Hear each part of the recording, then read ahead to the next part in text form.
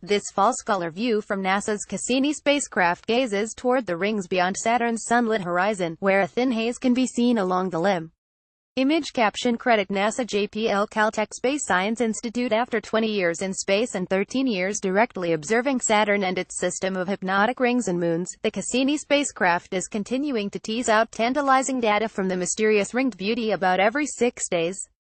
Currently in its 16th of 2012 grand finale orbits that will culminate in the spacecraft's plunge into Saturn's atmosphere on September 15, 2017, Cassini keeps sending back consistently stunning images as well as jaw-dropping data.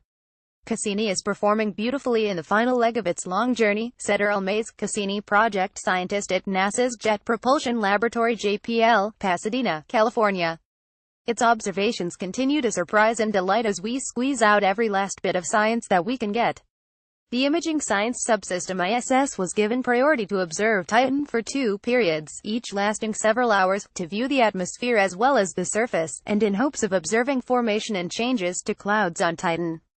In addition to the ISS, the Composite Infrared Spectrometer CIRS and the Visible and Infrared Mapping Spectrometer VIMS were active in this pursuit.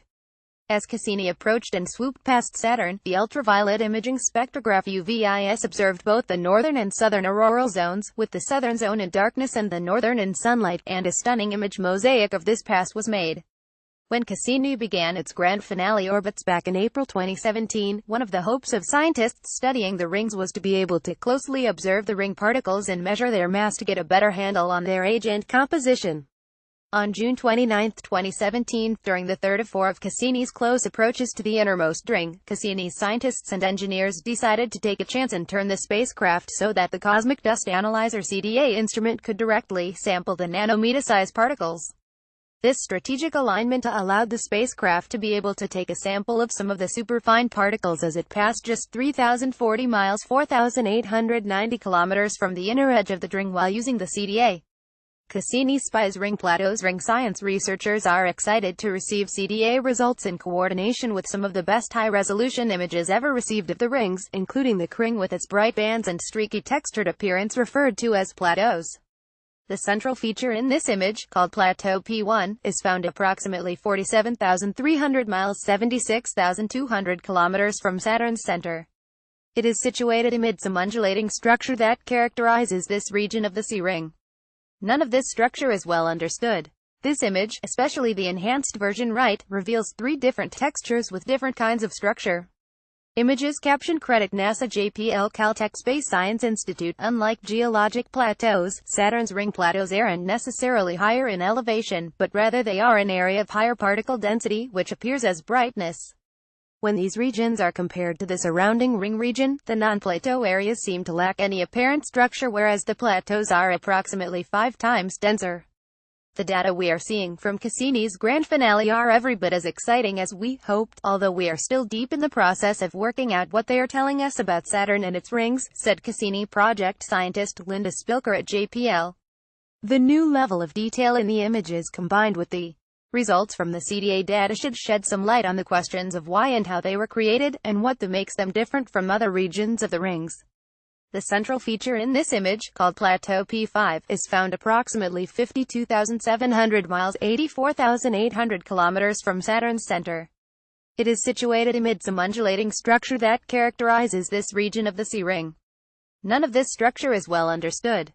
This image, especially the enhanced version right, reveals that the plateau itself is shot through with elongated streaks.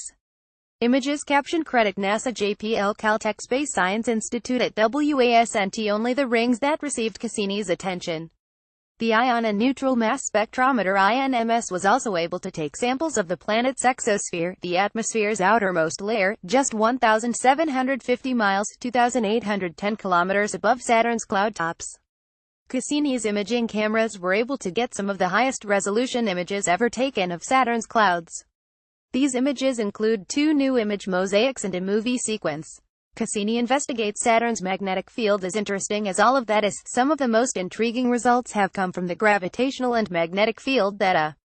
When Saturn was first visited by the Voyager probes in 1980 and 1981, they noted that Saturn's magnetic tilt was very well aligned with its axial tilt, which made calculating the exact length of a Saturnian sidereal day impossible. Its sidereal day is currently estimated at 10 hours, 47 minutes. The Cassini spacecraft has been in orbit since 2004. Since that time, it has revolutionized our understanding of the ringed planet. Image credit James Vaughan, Spaceflight Insider. When Cassini arrived 13 years ago, it found much the same thing, but the spacecraft had come prepared with far more sensitive equipment.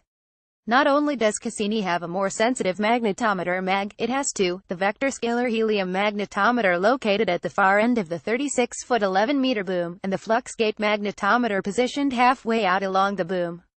Both instruments can measure strength and direction of magnetic fields, but they also have individual abilities as well.